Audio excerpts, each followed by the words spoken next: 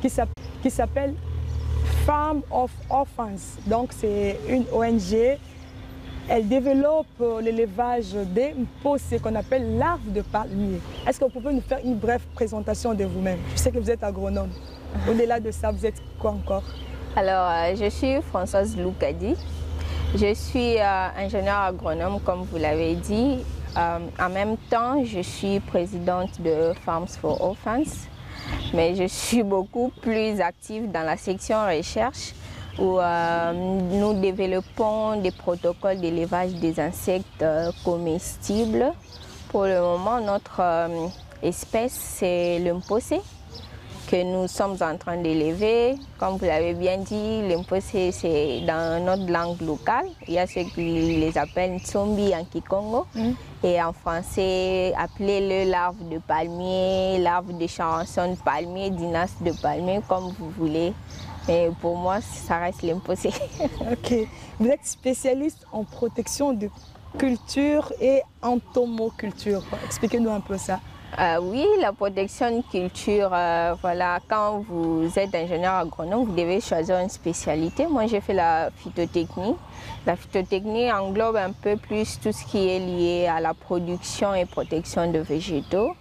C'est ce dans quoi j'ai fini mes études universitaires. Mais dans la vie pratique, je fais beaucoup plus l'élevage des insectes comestibles qu'on appelle entomoculture. Donc vous aimez les insectes comestibles? Je les aime tellement. Alors nous sommes à la ferme Farm of Orphans. C'est vous le président, c'est vous l'initiatrice, c'est vous qui avez l'idée de développer cette ferme? L'idée de développer la ferme, ce n'est pas moi. Farms for Orphans existe depuis 2015 en RDC. C'était beaucoup plus axé sur micronutriments par rapport aux élevages de gros bétail. En tout cas, c'est prouvé. Tant petits qu'ils soient, ils sont très riches. Donc là, et très nutritifs. Ok, j'anticipe déjà la question que j'allais parler, avant même qu'on puisse parler de cet élevage proprement dit. Oui. La valeur nutritionnelle des mpocé, des larves de palmier. Vous avez dit que c'est très consistant par rapport à ce que moi je savais. Moi je me dis, bon, des insectes, par rapport au gros bétail quand même, c'est quoi dans l'assiette là? Oui, c'est justement, il n'est pas question de quantité, mais il est question de qualité. Vous pouvez en consommer peu, mais vous avez gagné plus que celui qui a consommé, je ne sais pas moi, autant de grammes de viande. Pour les mêmes proportions d'insectes, prenez 100 grammes d'insectes et mettez 100 grammes de viande. Moi, je vous choisis les insectes. J'aurais largement pris en termes de calories, en termes de composition alimentaire par rapport à celui qui a consommé 100 grammes de viande de bœuf, par exemple. Alors, pour ce qui est de la composition nutritionnelle, il faudra déjà dire que la science le démontre clairement. Les littératures ont été largement détaillées là-dessus. Que les insectes comportent des propositions nutritionnelles largement plus élevées que les autres bétails.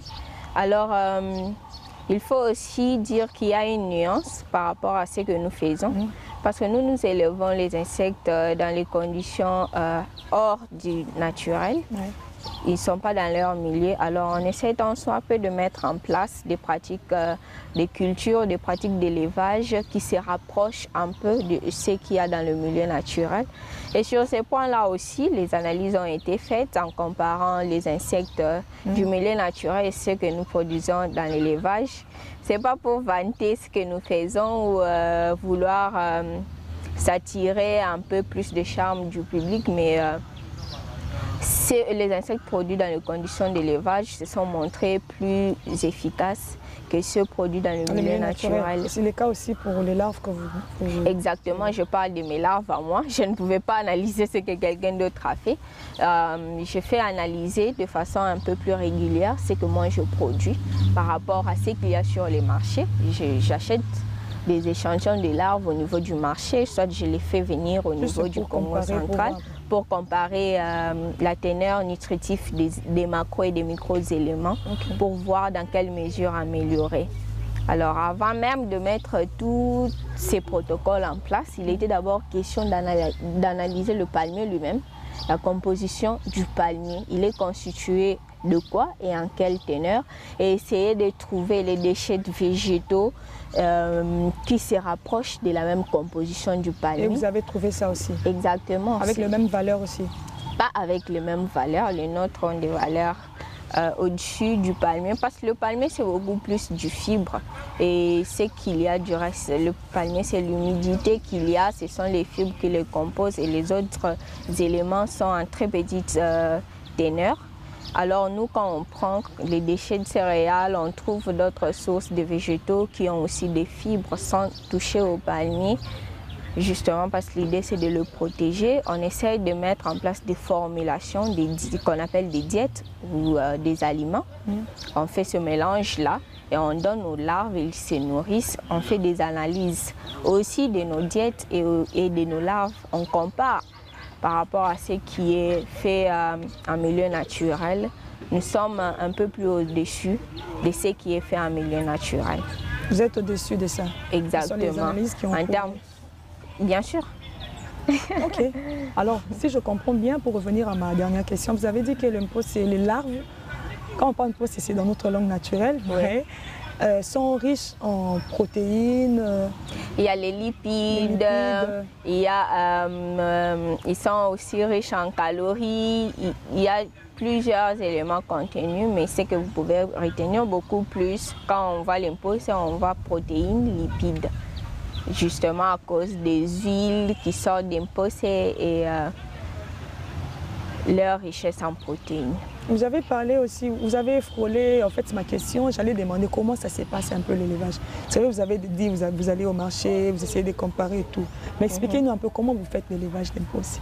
Alors l'élevage d'impôt, c'est une question beaucoup plus vaste. Vous commencez d'abord par quoi? Acheter l'impôt au marché et puis après, comment ça se passe comment? Pas acheter l'impôt, c'est ça, c'était dans le temps où il fallait commencer par la collecte d'impôts, dans le milieu naturel, voir dans quelle mesure les étudier leur comportement par rapport à faire un essai d'adaptation en milieu hors du milieu naturel, un essai d'adaptation non seulement climatique mais aussi nutritionnel, et aussi capturer les géniteurs dans le milieu naturel, les amener dans les conditions d'élevage et voir comment ils vont répondre à tout ce qu'on a mis en place comme conditions climatiques, conditions d'humidité à l'intérieur du bâtiment. Et ça a été les premiers échantillons? Oui, ça c'était ce qu'on a fait comme premiers essais, oui, au début. Mais au stade d'aujourd'hui, moi j'ai... Et puis vous avez vu que ça s'est comporté bien? Pas parfaitement bien. Ce qui est sûr, surtout pour les géniteurs, l'essai d'adaptation a été très très difficile. Et surtout aussi d'ailleurs, ce qui est un constat très malheureux jusqu'à ce jour, j'essaie toujours de trouver les voies et moyens. Les femelles ne s'adaptent pas vraiment dans les conditions. Les femelles sont beaucoup plus faibles. Elles sont moins résistantes que les mâles. Les mâles, on peut les avoir plus d'un mois, deux. Mais les femelles, au bout d'une semaine, 2 semaines, c'est difficile en tout cas de les tenir un mois dans les conditions d'élevage. Mais bon, mais ils se reproduisent comment? Elles se reproduisent parce qu'on parle de larves. Exactement. On n'est plus à ce stade-là. On a largement avancé. Avec le peu qu'on a pu avoir comme larves au départ, on a essayé de transformer ces larves-là encore en géniteurs. Et c'est à partir de... Même les mâles aussi. Exactement. Ils peuvent devenir aussi géniteurs. Voilà, il y a cette nuance-là. Quand je parle de larves, les larves, ce n'est qu'un stade d'imposé que nous, ça c'est ce que nous consommons. Mais à un certain moment, ils se transforment. Ils deviennent des adultes ils ont une coque dure, c'est complètement différent de ce que vous voyez comme possible. Donc là, c'est pas comestible. Hein? C'est comestible dans certaines cultures. Moi, je suis arrivée au Congo central, les gens les consomment. À l'est du pays, les gens apprécient bien ces géniteurs-là. D'autres, ils voient, ils pensent que ce sont un peu comme des cafards, mais les cafards sont très tendres et ils ont une coque très dure. Et même la couleur aussi. Hein, oui, ils sont noirs et beaucoup plus l'espèce qu'on a au Congo. Elle est noire. Le nom scientifique, c'est le Rhynchophorus phoenicis, mais il y a aussi le Rhynchophorus ferruginensis qui est un peu rougeâtre. Il existe aussi, mais ce n'est pas très développé comme le phoenicis que nous utilisons.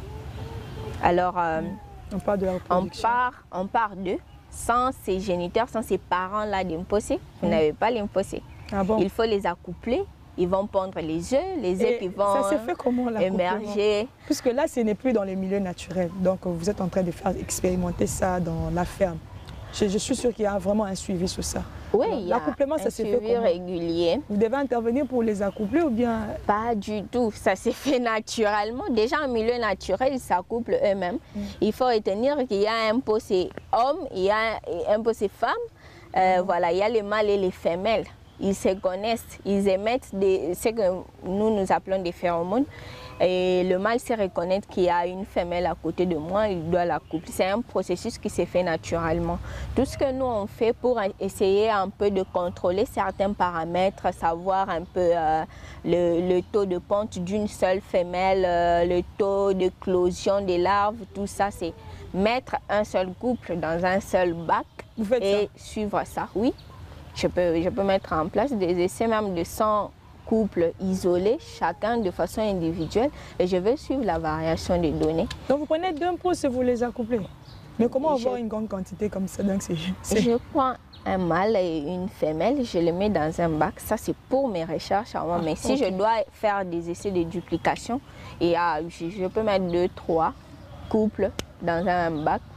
Mais voilà, il faut avoir des données s'il faut avoir des données beaucoup plus fiables, vous faites ça individuellement et vous suivez chaque couple de façon particulière pour avoir au moins une idée. Voilà, en moyenne, une femelle en condition d'élevage peut me donner autant d'œufs.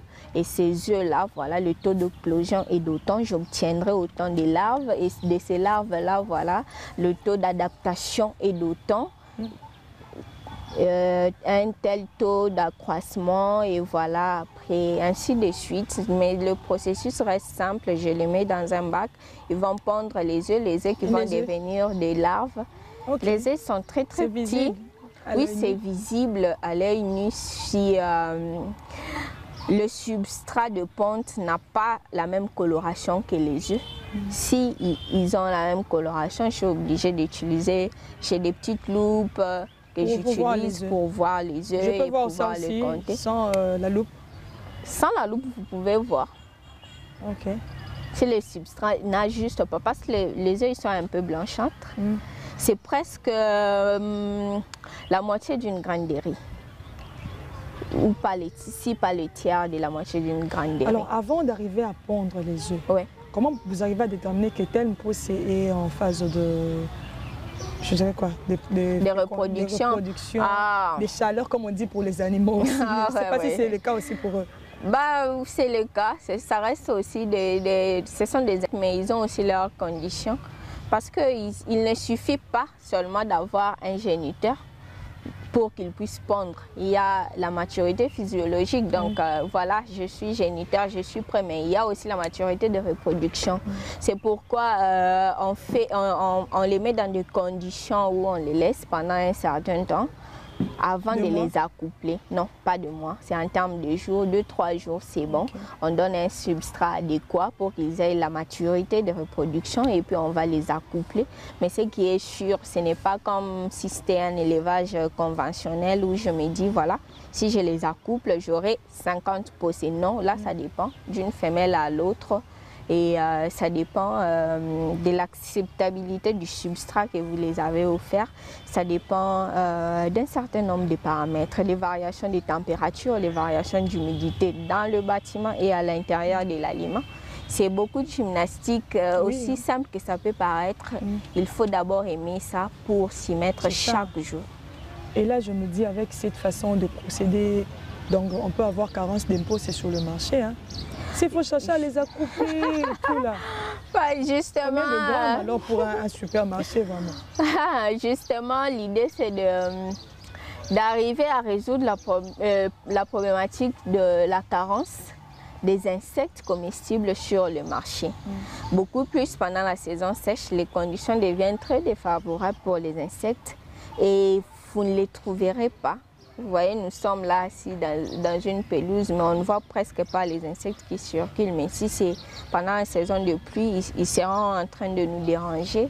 Vous verrez les abeilles, vous verrez les mouches et tout. Et voilà, l'idée, c'est de résoudre le problème des saisonnalités des insectes. Chez nous, on n'a pas ce souci-là. On les a, nous sommes pendant la saison sèche, vous nous avez trouvé en train de faire notre élevage. Ces gymnastiques-là, mettre un couple et tout, on a essayé, c'était des études, c'était des exercices très nécessaires à faire pour comprendre les comportements des insectes dans le milieu d'élevage par rapport au milieu naturel et savoir qu'est-ce qu'il faut ou ne pas faire. Et on a pu avoir toutes les réponses possibles pour chaque phase. Pour chaque étape, on a la réponse et on a essayé de mettre en place un système calé sur Excel. On sait, voilà, si on quitte de telle étape à telle étape, on les laisse tranquilles, on revient tel jour. C'est plus facile de les manipuler comme ça quand vous êtes dans la phase de recherche, mais s'il faut les reproduire, toutes ces manipulations-là, vous touchez aujourd'hui, demain, ça dérange aussi. Et les cycles des insectes et leur tranquillité de se reproduire, de faire autre chose. On tient tout cela en compte et on observe. Pendant la phase de recherche, on obtient des réponses. Voilà, il faut les laisser telle période pour pondre les œufs et revenir après autant de jours pour soit, si vous voulez collecter les œufs, soit avoir des larves immatures du premier stade, vous venez les collecter et vous les mettez dans des conditions beaucoup plus adéquates pour grandir. Et vous revenez après X période où ils se sont engraissés, vous sélectionnez encore. Là, vous travaillez avec votre équipe. Oui, j'ai une équipe géniale. Mais là, vous travaillez d'arrache-pied et vous ne dormez pas. Mais on travaille chaque jour de notre vie. On est là chaque jour, on a des travaux à faire. Non, on ne passe pas de nuit ici. On a un système, des moniteurs qui contrôlent beaucoup de choses. Même à distance, on peut surveiller certaines fréquences. On vient le matin, on part le soir. Une équipe qui m'aide énormément, une équipe géniale, une équipe de 6 personnes. J'en ai... oui, seulement. Et là, vous pouvez alimenter toute la ville? Non. Malheureusement, on ne peut pas alimenter tout Kinshasa avec ça. Mais déjà, puisqu'on est en train de parler de Possi, apparemment c'est en vogue pendant cette saison. C'est tellement en vogue. La demande devient vraiment grande. La demande est tellement débordante par rapport à ce que moi je produis. Il y a des gens qui aimeraient juste débarquer comme ça et acheter l'imposé. Il y a ceux qui savent que c'est un peu compliqué, je dois appeler avant et tout. Mais notre objectif n'est pas d'abord de produire pour satisfaire tout Kinshasa en termes d'achat, de satisfaire le pouvoir d'achat des Quinois ou des Congolais. Oui. L'objectif, c'est d'abord de produire pour donner, offrir aux orphelins ou aux démunis. Ah bon? C'est quand je les aurai offerts, quand je les aurai satisfaits, eux, qu'un citoyen veut acheter, que je peux vendre. Mais j'essaie de trouver le voisin moyen pour arriver à satisfaire tout le monde. C'est très riche en protéines, c'est utile pour tout le monde, pour tous les âges. Il n'y a pas d'exclusion. Mais après, il faut aussi de grands moyens. Contrairement à ce que les gens pensent, voilà, c'est juste les insectes, je peux prendre X, Y chose. Mais quand vous avez un personnel, vous avez des aliments à acheter. Et voilà, il faut justement, trouver, des aliments là, vous les trouvez où? Et c'est disponible de quoi?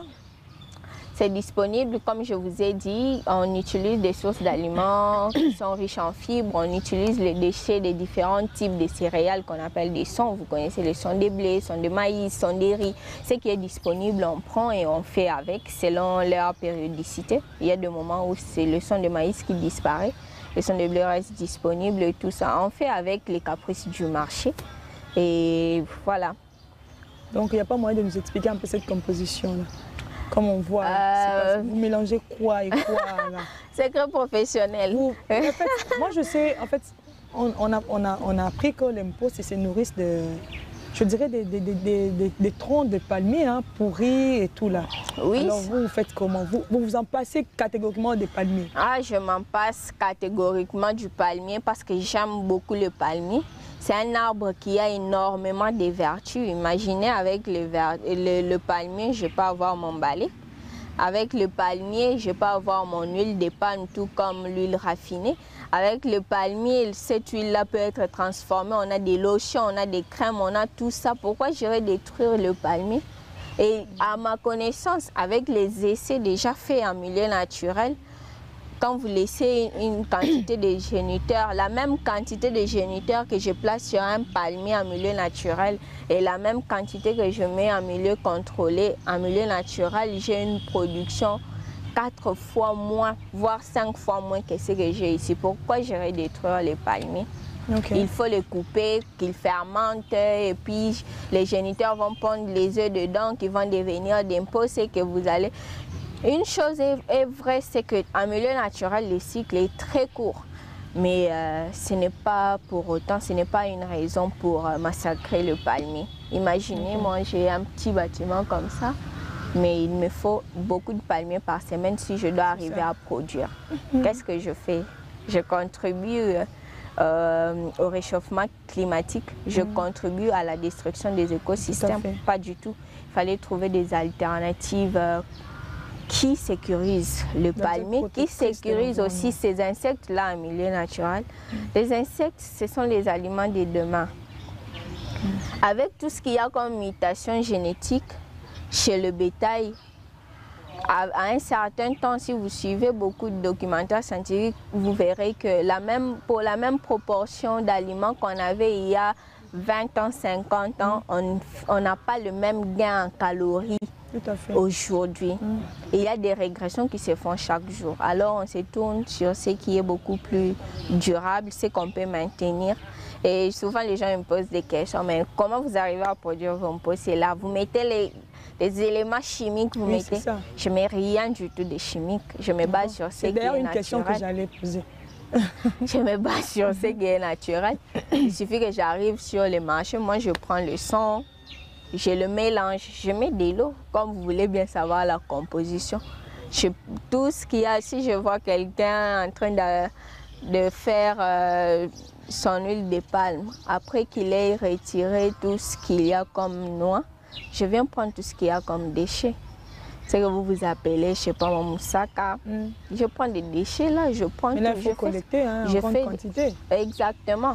Je ne peux pas tous. Maison. Exactement. Je ne peux pas aller très. Si je vais très loin, les gens disent 1 kilo d'impôt, ça coûte $20, même s'ils ne connaissent même pas la quantité qu'il y a dans 1 kilo, c'est largement mieux offrant qu'acheter par pièce sur le marché. Alors, est-ce que... Mais voilà, j'essaie de faire du mieux que je peux pour trouver des solutions qui répondent aussi. Vous avez essayé de voir le rendement par rapport à la saison.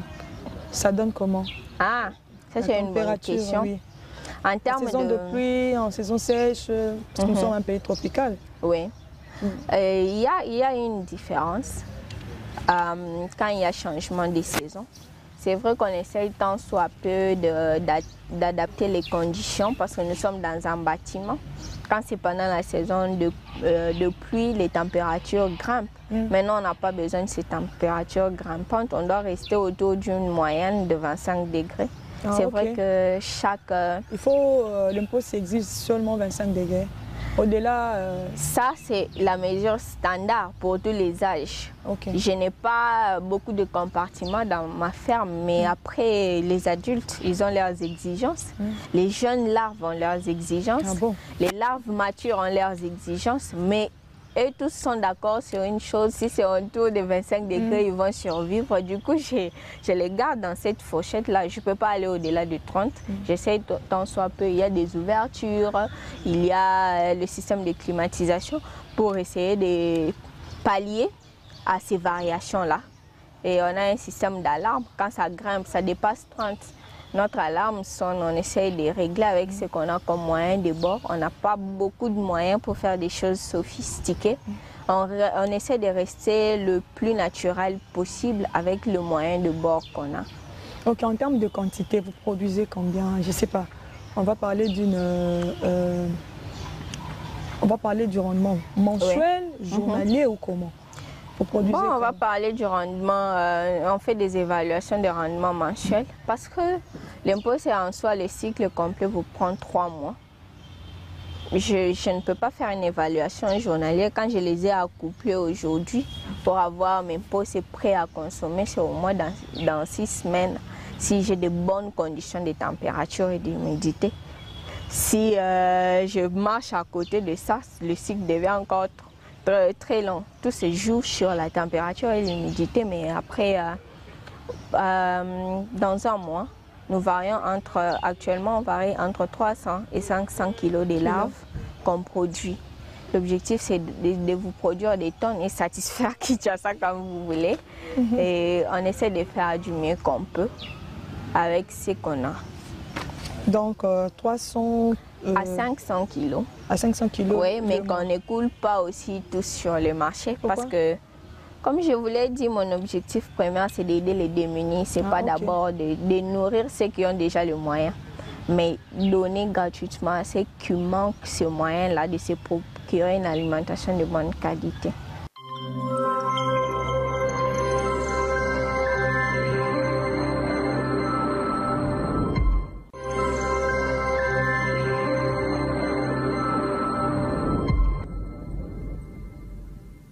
Nga kombo nanga mama Françoise Lukadi naza mobokoli ya ba nyama oyo tobengi bampose. Alors bampose ndenge toyebi biso nyonso toyebi ke babokola bango na nzeta mbila. Il faut zala na ba oyo tobengaka bakikakala otie na nzeta mbila bakobwaka maki na bango, soki babwaki maki ekomi bampose nde tobandi kolia. Mais eloko moko tobosanaka eza ke soki tozwi bampose wana tolie nzete ya mbila wana esili bomoi nango esuki wana ekufi wana. Yango biso tozobokola bampose na kati ya ferme, tozoluka ba stratégie nini tokoki kobokola bango, mayele nini tokoki kosalela po tobokola bango sans kokata banzeta mbila, sans kobebisa banzeta mbila. Tozobokola yango soki boza na besoin ya bampose, boza lisusu na besoin ya kokende kokata banzeta mbila te ou bien kotambola musika eza kaka wana Kinshasa. Tozosala yango bokoki kobenga boye bosombi bampose, mais mingi biso tozobokola mpona kosunga bana bitike na bato oyo bazangi makoki ya kosomba yango. Ndenge boyebi mpose na Kinshasa eza cher. Seko soki biso tobokoli toke topesi bana bitike balie pe tosunga bango bazala pe na nzoto kolongolo, bazala na makasi pe ya kosala misala na bango misusu soki bazolia bien po santé na bango eza malamu mingi te. Tozomeka kosunga bango to améliorer santé na bango na kopesa bango bilei wana eza riche na protéine makasi na oyo tobengi balipide. Nde tomekaka kosala yango eza bien mpona bato nyonso, kaka bana mikie te, kaka bana mitike te, kaka bato bazangi makoki te, yo mpe okoki kolia yango. Échauffement climatique agit ke muji tunga jetu ni moma tunga makwabu kibwa luka etu etu tumuna mposa yai tu etu jutwenza de façon que batu ikale tulengela maboye to mabwaja atupeshe mafuta makunze, atupeshe mafuta eto awila, atupeshe mafuta kulaba pambiji, atupeshe bintu bya buni kujima méthode makwabu mpinjeu akwenza mpose sans kukosa mabo, sans kunyakaje mabo, tuikale tu etu bon twenza effort baku protéger mabwe baku lutter contre réchauffement climatique muji tunga jetu.